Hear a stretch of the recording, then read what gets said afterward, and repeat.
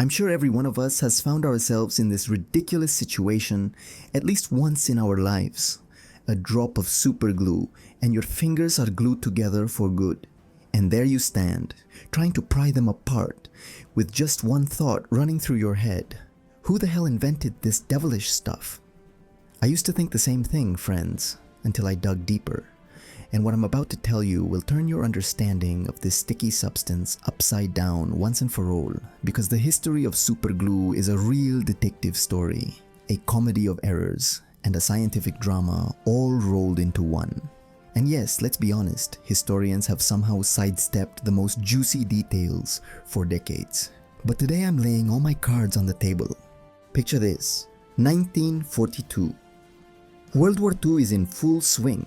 America has entered the war. The Eastman Kodak Company, yes, that same one famous for film and cameras, receives a defense contract. They need super transparent plastic. For what? For optical sights on weapons. Not an easy task, and so a young ambitious chemist named Harry Coover Jr. begins experimenting with substances called cyanoacrylates. Sounds scary, right? Well, for him it was just another chemical formula. And so he synthesizes one of them and, oh my god, this stuff sticks to everything it touches, permanently. What a mess, thought Coover. This definitely wouldn't work for sights. Sure, it's transparent, but if it glues everything together, what good is it? The project was shelved and cyanoacrylate was filed under failed experiments. Who could have thought back then that this failure would change the world? The world was experiencing an automotive revolution, but there was a critical dependency. All natural rubber grew exclusively in tropical latitudes. British colonies controlled about 70% of global production. Russia annually spent a colossal sum, 15 million rubles in gold on rubber imports. To put this in perspective, a kilogram of rubber cost as much as a kilogram of silver. Coover's colleague, Winfred Joyner, was working with an expensive instrument, a refractometer. Well, that's a device that measures the refractive index of light. And so Joyner, apparently by accident, dripped some experimental cyanoacrylate between two precision prisms of this very refractometer. And then, as if nothing had happened, he decided to separate them. Yeah, right. The prisms bonded together as if they'd been welded. Joyner panicked. The instrument cost a fortune, and now this. He runs to Coover. "Harry, we're done for. I've ruined the refractometer." Coover looks at this mess, frowns, and then it clicks in his head, like a light bulb over a cartoon character's head. He suddenly realized what he had considered the main flaw of this substance. Its phenomenal stickiness was actually its main virtue.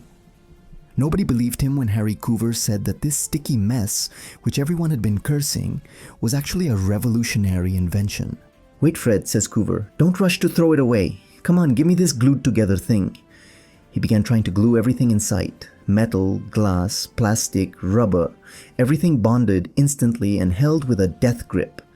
Coover was ecstatic. He named his brainchild Kodak number 910, but people quickly dubbed it super glue. Now attention, the million-dollar question: how does this magic work? It's all about rapid polymerization. Cyanoacrylate monomers, these tiny molecular building blocks in the tube, are terribly hungry for water. They need only the microscopic moisture that exists on any surface or in the air. As soon as they sense this moisture, they immediately begin linking together into long chains, polymers.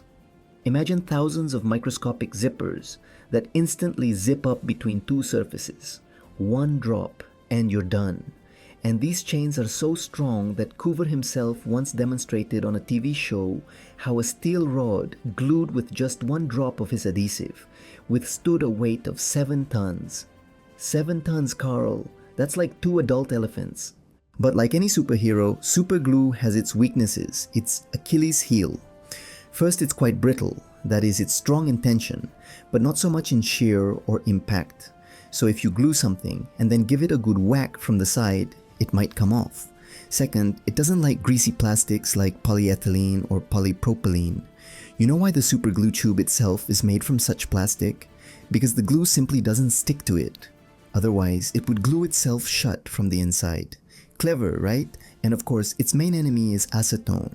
Yes, that same liquid for removing nail polish. It destroys those polymer chains. So if you glue your fingers together, don't panic, run for the acetone. Although I confess, I had an incident in childhood. I, an unfinished genius, decided to check what would happen if I licked super glue. Don't try this at home. The sensations, let me tell you, were unforgettable. My mouth glued shut so tight that my mom nearly fainted. We barely got it cleaned off. Speaking of unconventional applications, already in 1956, the first commercial batch of super glue was purchased by, attention, for assembling atomic bombs. Yes, you heard right. Apparently, they also needed to glue something very quickly and very strongly there too. And forensic scientists love super glue. They treat surfaces with its vapors, and fingerprints, even the most invisible ones, become visible. So much for household adhesive. But that's not all. The most dramatic and perhaps most important turn in superglue's history happened again thanks to chance and Coover's powers of observation. Once his little son badly cut his finger, blood gushing, the child crying. Coover, instead of running for bandages and iodine, grabs, that's right, his superglue, and drips it right onto the wound. You would have risked it? I probably wouldn't have, but he did. And the blood instantly stopped, and the wound edges pulled together. Eureka, thought Coover again. This is ready-made medical adhesive. However, the path from this insight to real medical application turned out to be long and thorny. First, during polymerization, cyanoacrylate releases heat. For a small drop, this isn't scary, but if the wound is large, you could get a burn.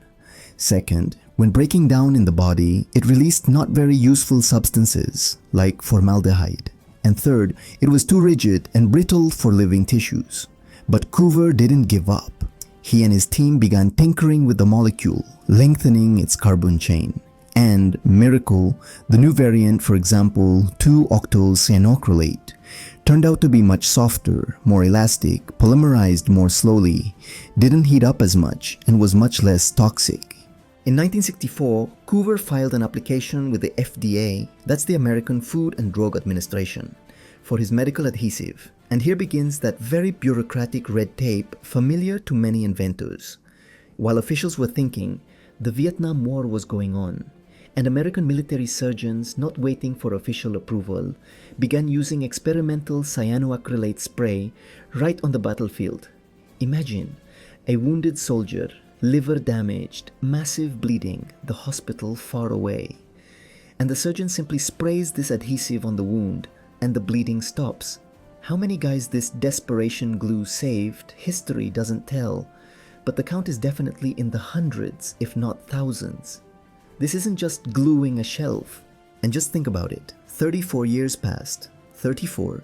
Before in 1998, the FDA finally approved medical adhesive based on 2-octyl cyanoacrylate called Dermabond. Today it's used to seal small wounds and surgical incisions all over the world. That's how an accidental sticky substance from the laboratory became a lifesaver. But this isn't the end of the story yet. Ready for a new twist? Because now superglue might change the world again, this time, in the fight against a global problem. Which one? Plastic waste. Yes, those very mountains of plastic that are choking our planet. It turns out that scientists, again digging into the properties of cyanoacrylates, discovered something incredible. If you heat polymerized superglue to about 210 degrees Celsius, it depolymerizes. That is, it breaks down back into its original monomer building blocks, moreover, with up to 93% efficiency.